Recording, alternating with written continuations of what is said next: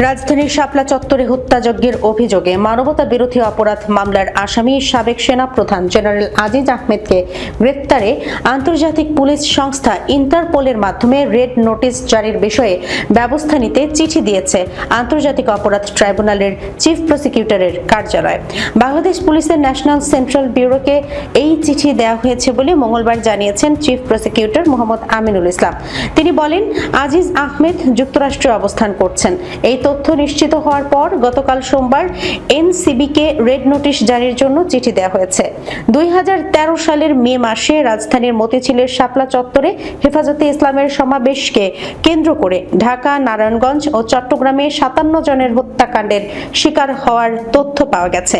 এই মামলায় আসামিরা হলেন জুলাই গণ অভ্যুত্থানে ক্ষমতাচ্যুত সাবেক স্বৈরাচারী প্রধানমন্ত্রী শেখ হাসিনা, তার সরকারের স্বরাষ্ট্রমন্ত্রী ডক্টর মহিউদ্দিন খান আলমগীর, স্বরাষ্ট্র প্রতিমন্ত্রী অ্যাডভোকেট শামসুল হক টুকু, তথ্যমন্ত্রী জাসদ সভাপতি হাসানুল হক ইনু, কার্যক্রম আওয়ামী লীগের সভাপতি মণ্ডলীর সদস্য শেখ ফজলুল করিম সেলিম ও যুগ্ম সাধারণ সম্পাদক মাহবুবুল আলম হানিফ এবং খাদ্যমন্ত্রী ডক্টর আব্দুর রাজ্জাক।